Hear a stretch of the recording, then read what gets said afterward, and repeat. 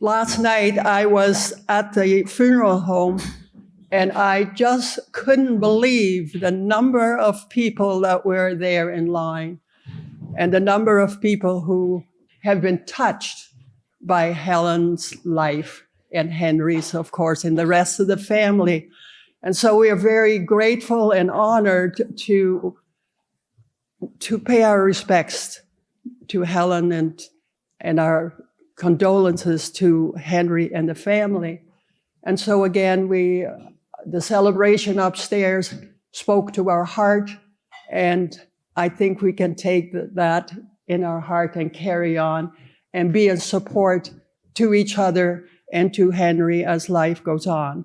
So let us thank God for the life of Helen. She has touched so many lives in such wonderful ways, with such generosity, and always from the depth of her love that she had for the person that she encountered and for humankind. She just loved it. One time when I just want to make it a little personal, I wasn't well for a bit and I live alone. And she said, Sister Mary, if you want to have a place, we have a place here in our home. You can stay until you recover. And, and she did that so freely, and not only to me and to other people. So she's model for all of us to carry on in life and be grateful for what we have. And so let us thank God and thank the Catholic Women's League for preparing the food that we're about to eat, and thank God for the gift of our getting together and supporting each other. So bless us, O Lord, and these gifts which we're about to receive from your bounty through Christ our Lord. Amen. Father, Son, Holy Spirit. Amen. We have a microphone up here, and we're going to open it up for people to share stories. We have Bernie. He's going to be singing songs. I think we should get food first, because otherwise we're just going to be sitting here. So I thought we could take about 20 minutes, and we could proceed to the front and get our food, and then the festivities can begin. But before you get your food, we wanted to have a little special remembrance of our time in Ireland, because it was so precious to our family. We were carried through by the Lord and the angels that he sent to give us what we needed. And in the spirit of the time we spent, we have some Guinness. Now, we couldn't get a liquor license, so it's alcohol free, but I want to invite everybody to come up. You don't have to take a whole can, but just take a little just to share in the experience. Well, Jeff, maybe you could do a little sample pour to show how it's done. I'm going to bring this stuff up. The quick story of why the Guinness Zero is here is because we had one of the beautiful people we met in Ireland. We were jumping a shuttle bus, which was basically sort of like a go bus here. And by then, Rachel and I had developed a little bit of dark humor. So we're carrying Mom's luggage, and Mom doesn't pack light. There was a lot of luggage. It was insane. And so there's the three of us and Kevin helping as well. And we're all kind of just teary-eyed and bleary. And it's the last day. We're trying to get to the airport. It's very stressful. And I just kind of jokingly said to the shuttle driver, I'm like, sorry, we lost a passenger on this trip. So we have all of their luggage. And then Rachel comes up and says, yeah, here's Mom. Too soon? No. And so then when the bus driver heard this, he tears up. And once he finished crying. Yeah, once he got himself together, he gave us his cell phone number and said, listen, you call me. I will be at the hotel with a private shuttle just for you to make sure that you get a smooth departure to the airport, which is just another example of Irish kindness. But in that process, that's a long story. In that process, he confided that he no longer drinks, but the Guinness Zero was the only and the best non-alcoholic beer he would drink. So that's why that's here, because Dad really wanted it for us all, for Mom. Yeah. And it wasn't announced during the Mass, but Kev came with us, and Kev was our help in our stay. So I want to make sure that he's recognized, because yes, he, within an hour, he had booked all our tickets and off we went. Yep. Kevin was a real hero on that one when we were fading like stones thrown into water, but love you, buddy. You did it. Okay.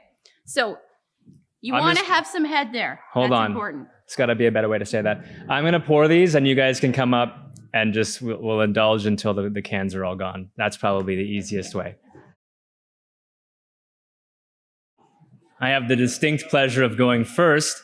I don't know if you know this or not, but my sister and brother Kevin are like expert level speech givers. Well, I learned this at my parents' 50th. I had to go after Kevin. It was rough. Great speech, Kev. So I'm going first. That way, the show can only get better from here on out. There's a lot of pages in front of me. Don't worry, they're long. I'm kidding, it's short, they're double spaced. I don't really know where to start. When you're laying in bed some nights, you think, what would I ever say at my parents' funeral? And you try to get all existential and just think about how lucky you are to be here on this tiny little rock in a giant chasm of space. It's kind of cool. So that's one thing I've been saying to my friends and family. Call your moms, call your dads, call your friends. But I don't really want to mourn my mom today. I don't want to mourn her right now. I'd really like to celebrate her. She was one in a million. I mean, who else decides to go on a cycling trip in Ireland at 72 after already having completed a cycling trip through Holland? What were you, 65 then, Dad? About 65. And of course, the impression she's left on all of you, all of us. Last night, we had rough estimates of 500, 600 people come through the visitation. In life, that's kind of what you want. If you have a small funeral, maybe you were just a private person, but to have a big, gigantic funeral like that, where so many people want to come and pay their respects, it really goes to show, what kind of life you've led and what kind of person you were. I also figured she'd have a lasting impression on the people in her bike group. Mom's kind of a character. She did probably leave an impression on her bike group, just not the one we all thought she was going to. And then, of course, when the story made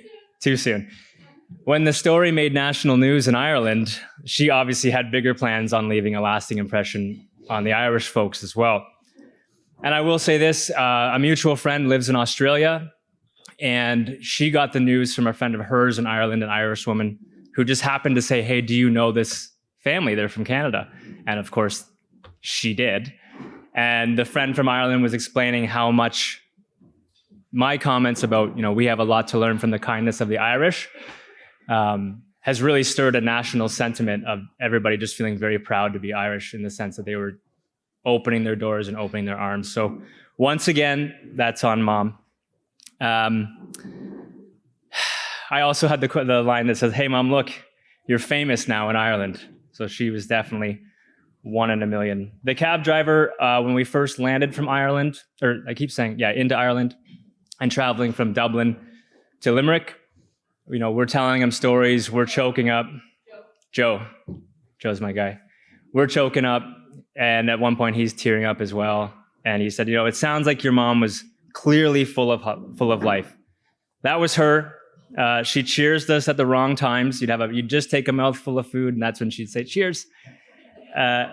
She said the awkward thing, and she was always trying to bend you into a yoga pose. So you learned, I'm not going to mention my sore shoulder or my tight back. Just it's fine. I'll sort it out later.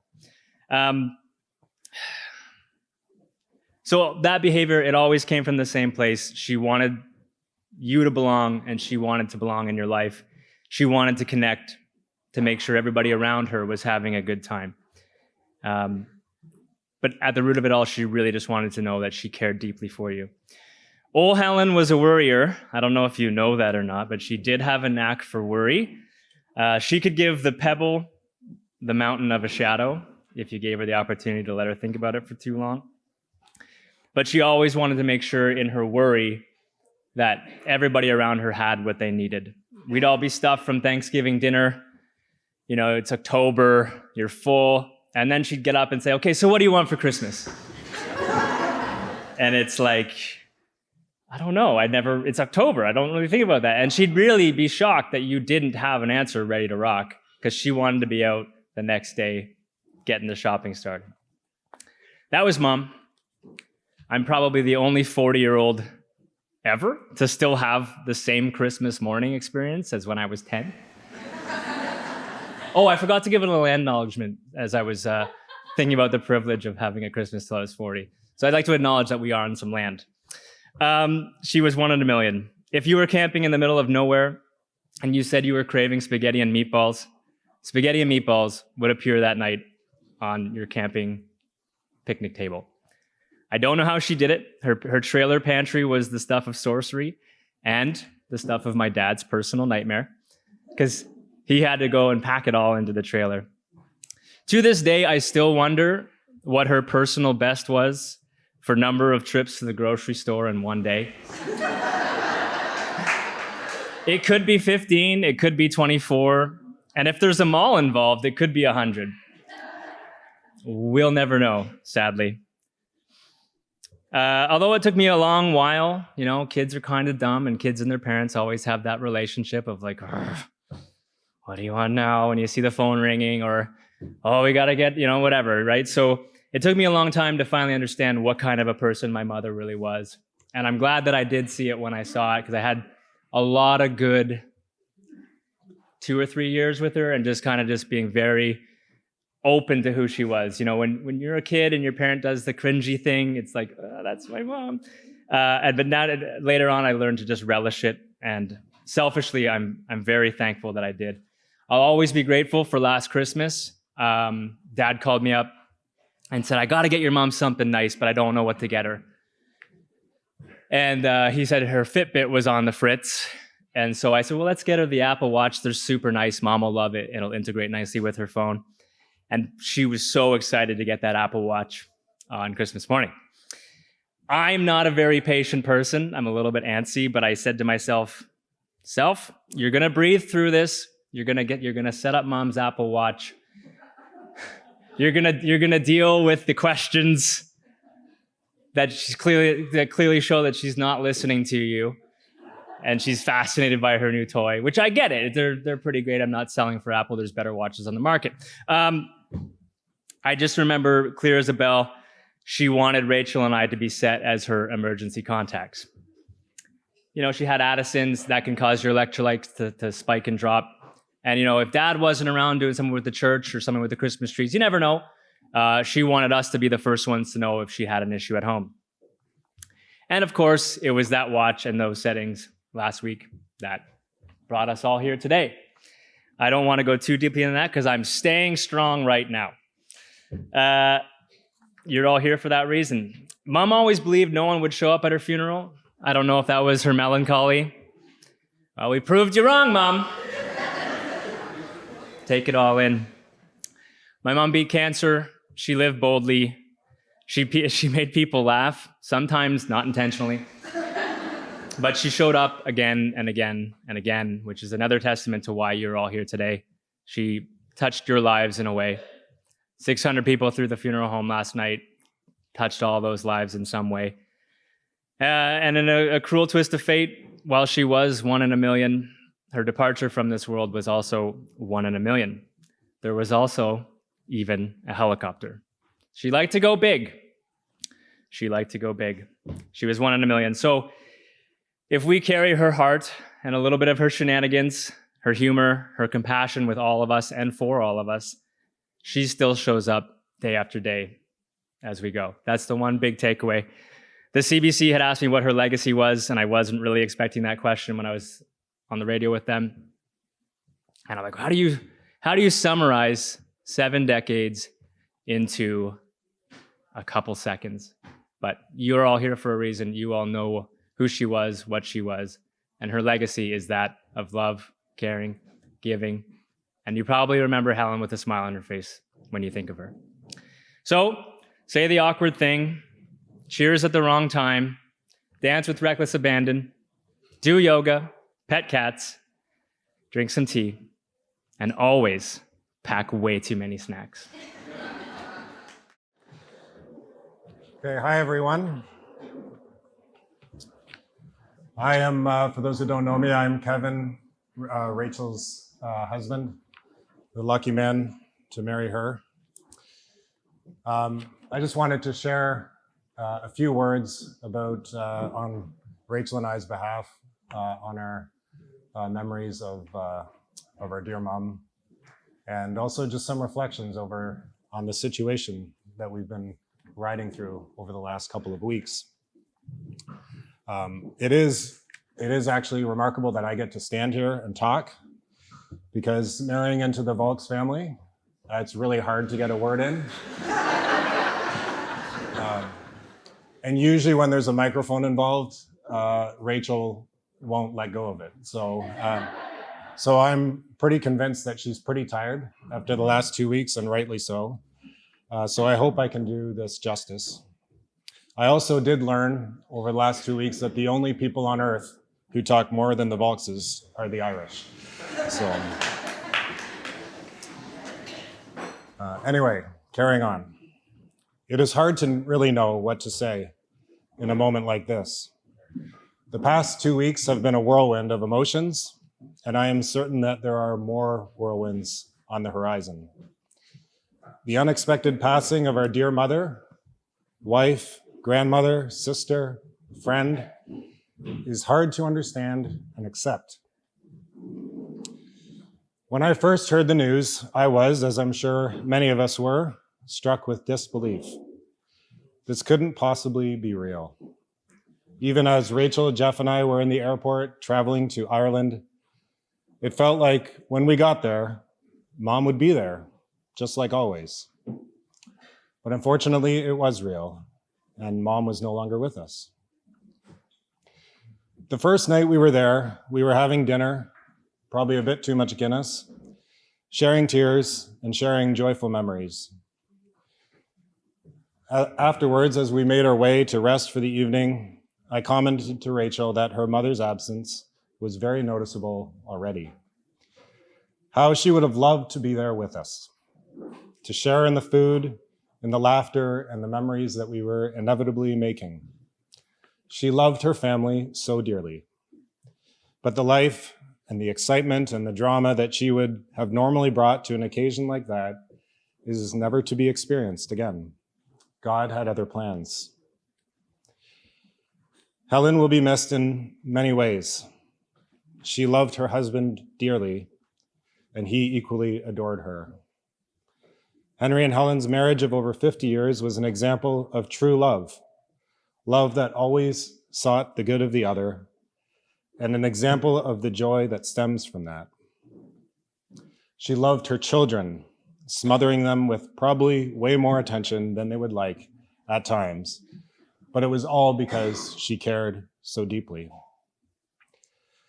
And as for me, well, I have a good habit of injuring myself, and so she would love to combine her nursing and yoga skills to help fix me, whether I liked it or not. And I'm not sure where I'm going to turn now that she's gone. And she adored her grandchildren. She loved watching the young people that they are growing up to be. She loved them so much, she was so proud of them and couldn't see them enough. A few years ago, I had more than a few years ago now, but I had a boss, and one day he asked me what I was going to do on the weekend. And I said, well, my in-laws are coming over. He said, oh, that's nice. He said, where do they live? Or how far away do they live? I said, well, they live about an hour and a half away. He said, oh, that's perfect.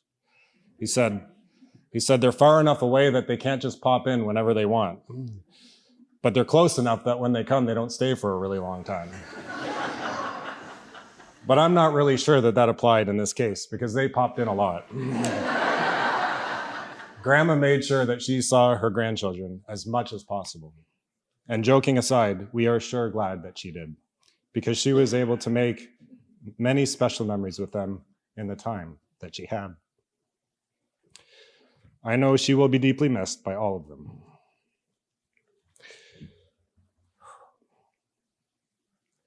Beyond her family, yesterday it also became very clear what kind of an impact Helen had on her community. She was beloved by coworkers, fellow yogis, and so many others from around town. We heard repeatedly last night how so many people will miss her, how full of life she was, how kind she was. We even met someone who sold them a truck and came to offer condolences. Rachel can assure you that no one who ever sold me a vehicle will come to my funeral. Drives a hard bargain. So perhaps I need to reflect on that. But one of my reflections over the past 2 weeks is a reminder of how fragile life is. I am the type of person who likes to control things, to control outcomes that I believe are the best, both for me, for my family, and for those that I love. I think we all like to do that to varying degrees. But Helen's passing shows that we really have no control over the most important things in life. When God decides that it's time to call us home, it is time. No amount of planning or conspiring can thwart the will of our God. And so it was with Helen. In one of the most peaceful places on earth, surrounded by lush green pastures, God called her home. Excuse me. So we grieve Helen's loss from our life. We ask why, but no explanation satisfies. No explanation can change the reality, but God does have a purpose. God can use even tragedies such as these for our good. But to find it, we need to find comfort in our God, even when comfort seems so far off. During the Mass, I had the privilege to read what our God says to us in his word about the new heaven and the new earth. He says there will be no more death. He says there'll be no more mourning, no wailing, no pain. What a beautiful future we have to look forward to. But we must look forward to it. We must look to our God for help and strength and trust that he will carry us there. That despite our pain, despite our weakness, despite our sin, God sent his only Son to cover the weight of our transgressions, that we might have this future. Later in the same text, God says that he will give the gift of life-giving water to all who are thirsty. So my encouragement to you all is to thirst for God this day. If you do, you will be victorious, and he will be your God forever. And in this, Helen's loss will have real purpose. Our temporary pain will be turned into eternal joy. Thank you. First of all, I have to say, I'm out of my comfort zone right now. I do not speak in public, but I felt the need that I had to do this. So please bear with me. For those of you who don't know me, I am Helen's sister-in-law, Henry's sister, Rachel and Jeffrey's aunt. And I've had the privilege of sharing the same name with Helen. When we were all younger and busy raising our own families, we didn't get to see much of Helen, Henry, Rachel, and Jeffrey. They were living in Wawa, 10, 12-hour drive. Some people said it was only 10 hours, but I know it was 12. It depends on who you were talking to. They were living in Wawa, and we were in Oshawa. Even though they moved to St. Thomas, it was hard to get together with everyone. But the times we did travel to Wawa and St. Thomas, we always had good times. Helen was always welcoming, happy to see us. Nothing was ever too much. Helen's fridge was always full of food, yours for the taking. And even though the fridge was full, we had to go to the grocery store every day.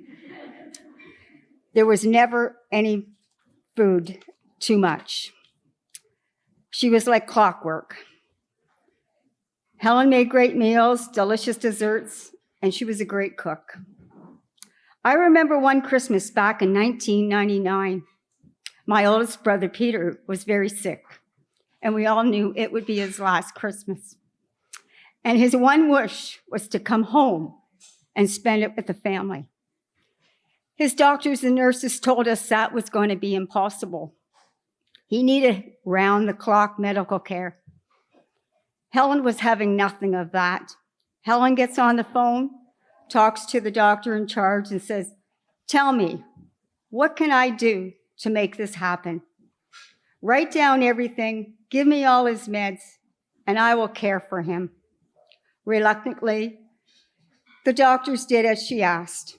So that Christmas, Helen, Henry, Rachel, Jeffrey left St. Thomas, drove to Toronto, picked up my brother, and drove to Oshawa, where we had a wonderful day and night.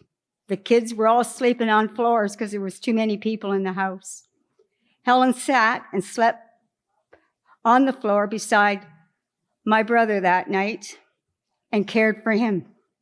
Peter was so happy.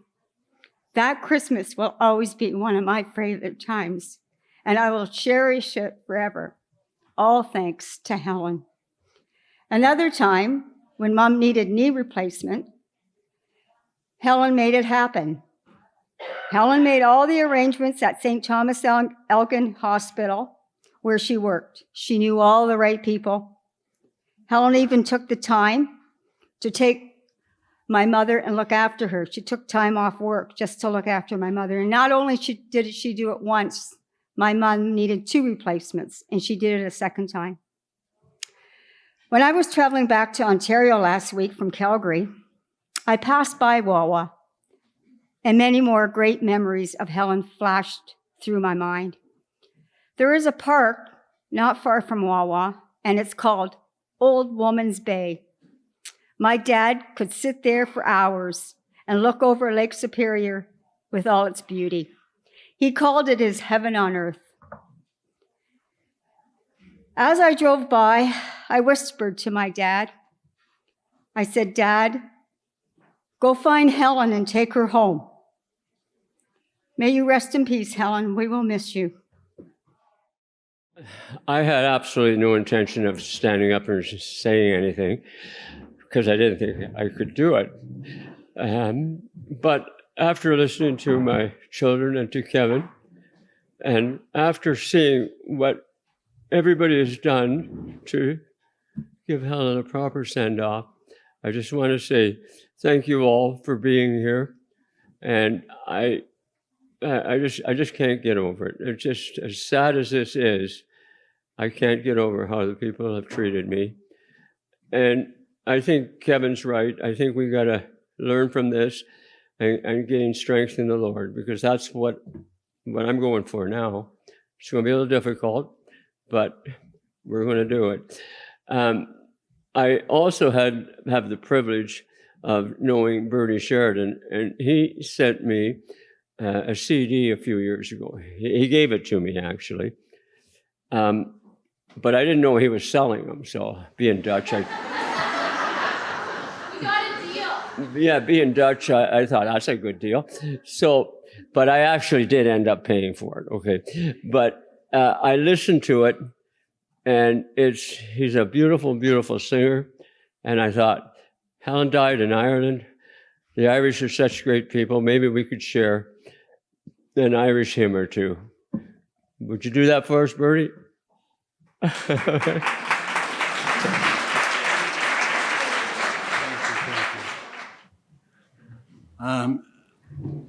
When I was asked to do this, I got out all my list of songs. I only had the 23, so I'll have to do only 22. So, it's a blessing to be here for me.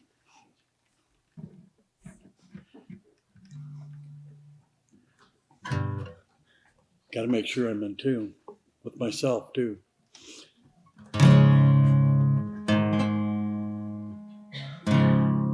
Over in Killarney, many years ago, me mother sang a song to me in tones so sweet and low. Just a simple little ditty in her good old Irish way. And I'd give the world if only she could sing to me today.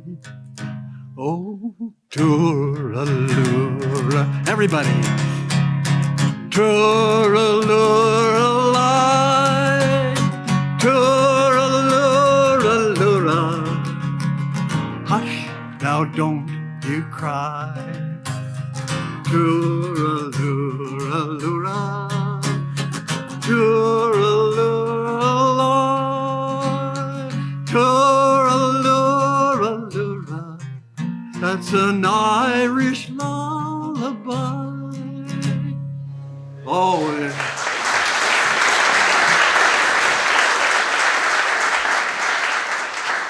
One of the things that I have to do is write everything down. I, like Henry, I forget. By the way, what's your name again?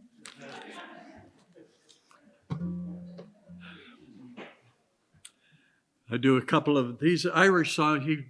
Henry asked for some Irish songs, being that my mother and father are from Ireland. My two brother-in-laws are from Ireland, and I'm from the old sod right here in Canada.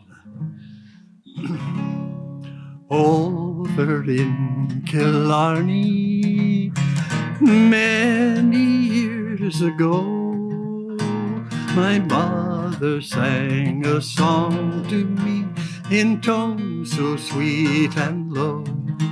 Just a simple little ditty in her good old Irish way. And I'd give the world if only she could sing that song today.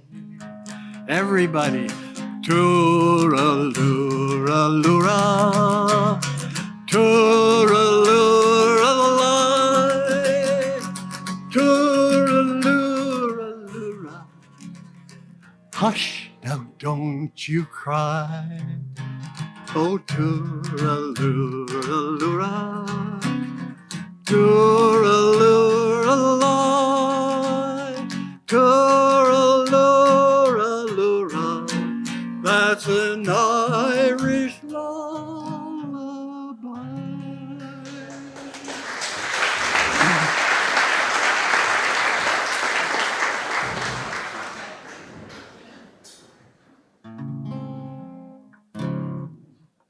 I just got this guitar tuned 2 years ago, so it's holding out on me.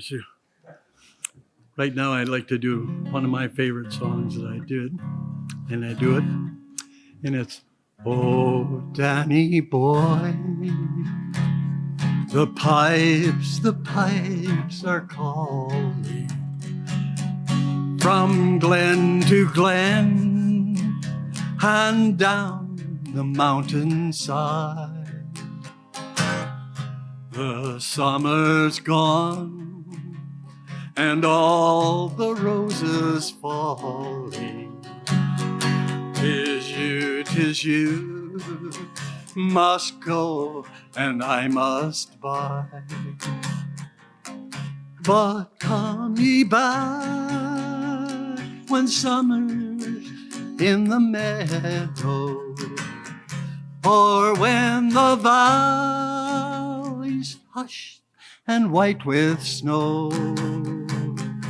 Yes, I'll be here in sunshine or in shadow. Oh, Danny boy, oh, Danny boy, I love you so. But when ye come and all the roses falling, and I am dead, and dead I well may be, you'll come and find the place where I am lying, and kneel and say an Ave there for me. Yet I will hear, though soft, you tread above me. And yes, my grave will warmer, sweeter be. And you will bend and tell me that you love me. And I shall sleep in peace until you come to me.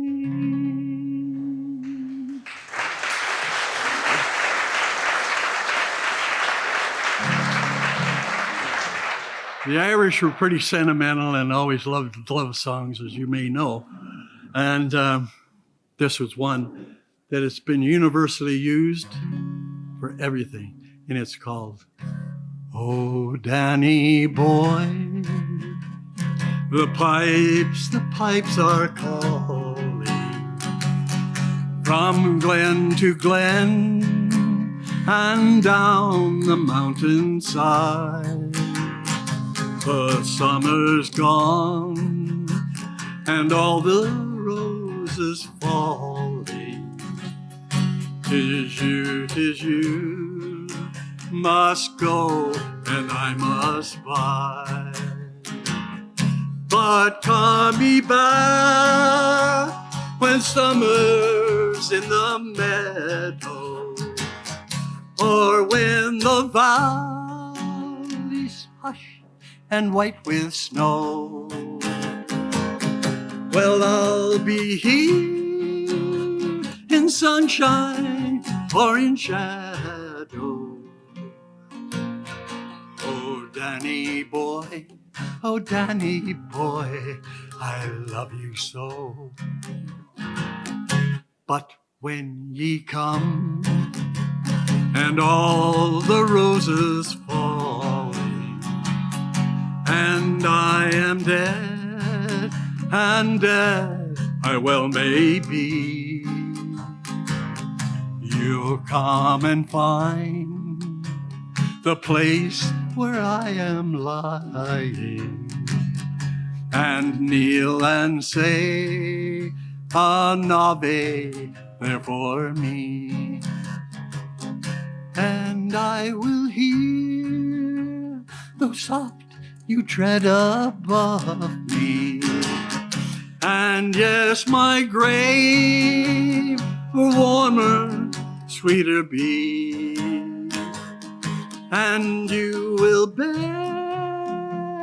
and tell me that you love me. And I shall sleep in peace until you come to me.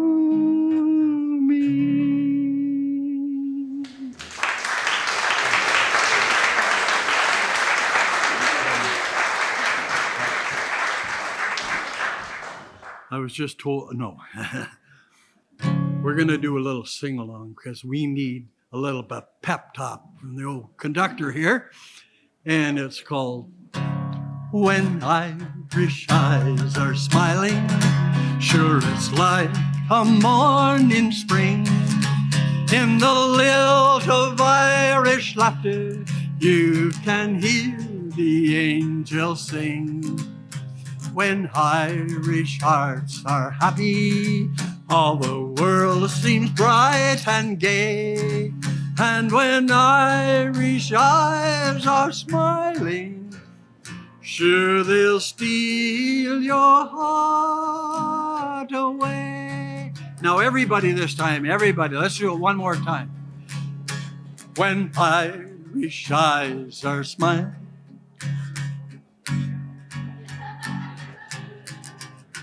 in the lilt of Irish laughter, you can hear the angels sing. When Irish hearts are happy, all the world seems bright and gay. And when Irish eyes are smiling, sure they'll steal your heart away. God bless you, Henry.